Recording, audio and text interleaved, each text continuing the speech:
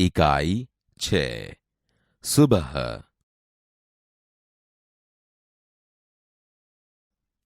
बाल दोस्तों, आपने कई सारी कहानियां सुनी होगी। आज हम एक ऐसा प्रसंग सुनेंगे जो आप सबको जीने का जज्बा देगा। एक लड़की की हिम्मत कैसे अपनी विकलांगता को हावी होने से बचाती है। तो चलो, सुनना है ना। प्रसंग कथा। सुबह सुबह रेशमा ने देखा कि घर के सभी लोग सफाई में व्यस्त हैं। कोई सामान झाड़ रहा है तो कोई मकड़ी के जाले उतार रहा है। रेशमा ने सोचा, जरूर आज कोई खास बात है। मां, आज कोई खास बात है? सब इतनी सुबह उठकर घर की सफाई में जुटे हैं। रेशमा ने उत्सुकता से पूछा। हां बेटिया रानी, त्योहार के दिन हैं। भूल गई क्या? पहले से ही साफ सफाई हो जाए तो अच्छी तरह त्योहार का आनंद ले पाएंगे। मां ने प्यार से रेशमा के गाल को सहलाते हुए कहा। ओह, मैं तो एकदम भुलक्कड़ हो गई हूं। पर मां, आपने मुझे तो कोई काम सौंपा ही नहीं। मैं क्या करूं? बताओ मां। अच्छा, चलो पहले नहा धोकर तैयार हो जाओ, फिर बताऊंगी। बहुत से काम हैं। मैं भी आपकी मदद करना चाहती हूं, मां ने कहा। रेशमा ने रुआंसे स्वर में कहा। मदद तो मैं जरूर लूंगी। मैंने तुम्हारे लिए कई काम सोच रखे हैं। नहा धोकर नाश्ता कर लो, फिर बताऊंगी। कहते कहते मां ने उसकी पहिए वाली कुर्सी पर बैठा दिया। रेशमा ने अपने पहिए वाली कुर्सी को धीरे धीरे धकेला और अपने दैनिक कार्यों में लग गई। रेशमा जब 5 साल की थी, तभी से उसके दोनों पैर काम नहीं करते थे।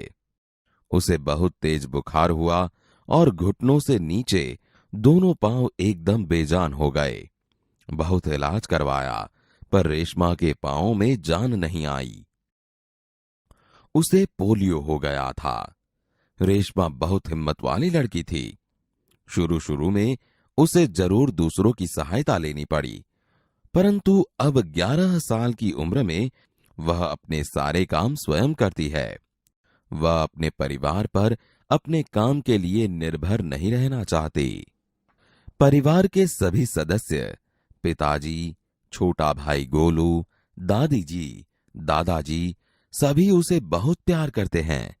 वह सबकी आंखों का तारा है। मां ने रसोई घर में सारे बर्तन, डिब्बे, बोतलें नीचे उतारकर साफ कर दिए थे। उन्होंने रेशमा को आवाज दी। रेशु, अगर तुमने नाश्ता कर लिया हो तो काम में मेरा हाथ बटाओ। हाँ मां, मैंने नाश्ता कर लिया। दूध का मेवे वाला दलिया बहुत अच्छा बना है। मां, मैं हाथ धोकर अभी आती हूं। रेशमा अपनी कुर्सी को धकेलते हुए रसोई घर में पहुंची। रेशमा मां को बर्तन डिब्बों पर लेबल लगा लगाकर पकड़ाती गई और मां उन्हें व्यवस्थित ढंग से सजाती गई। रसोई घर फिर से चमचमाने लगा। पिताजी दफ्तर चले गए। मां को लड्डू बनाने के लिए कुछ जरूरी सामान चाहिए था। गोलू तो बहुत छोटा है। दादी जी, दादाजी बहुत बुजुर्ग हैं। अब सामान लाए कौन? मां परेशान थी। रेशमा ने कहा, सामान मैं ले आऊंगी। बस आप मुझे सामान की लिस्ट और एक थैला दे दीजिए। तुम ले आओगी अकेली? मां ने पूछा। हाँ मां, एक बार पहले भी तो लाई थी। रेशमा की आवाज में दृढ़ता थी। तो ठीक है, तुम ही ले आओ, लेकिन ध्यान से जाना, सारा सामान नुक्कड़ वाली दुकान से ही मिल जाएगा। थोड़ी देर बाद रेशमा सारा सामान लेकर लौटी। उसने गोलू को आवाज दी। गोलू, ये लो, तुम्हारे लिए टॉफी लाई हूं। गोलू टॉफी पाकर खुशी से उछलने लगा। कुछ ही दिन बीते थे।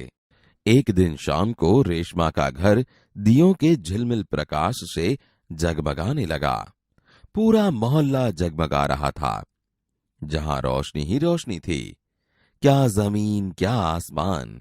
दादी जी ने बताया कि दीपावली अंधेरे पर उजाले की जीत का त्योहार है। बुराई पर अच्छाई और असत्य पर सत्य की सदा जीत होती है। इस दिन रावण को पराजित कर राम अयोध्या लौटे थे। उसी खुशी में यह त्योहार मनाया जाता है। रेशमा और गोलू बड़े ध्यान से दादी जी की बातें सुन रहे थे। कुछ देर बाद सबने मिलकर पूजा की और प्रसाद खाया।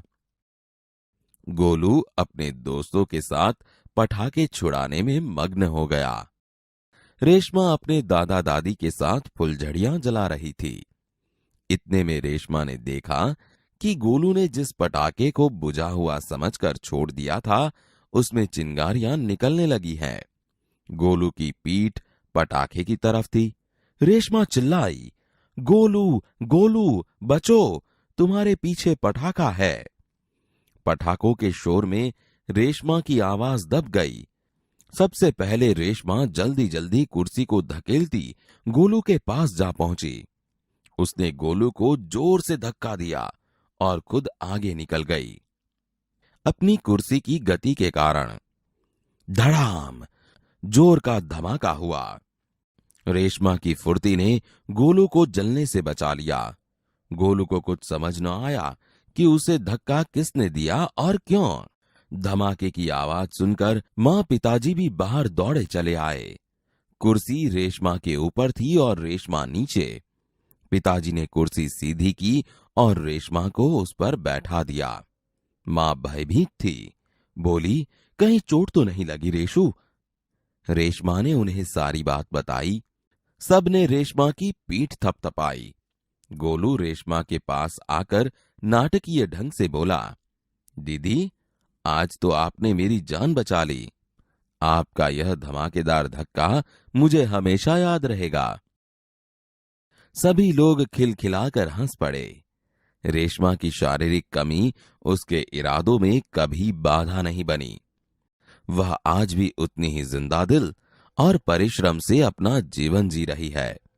उसकी हर सुबह नई सुबह होती है।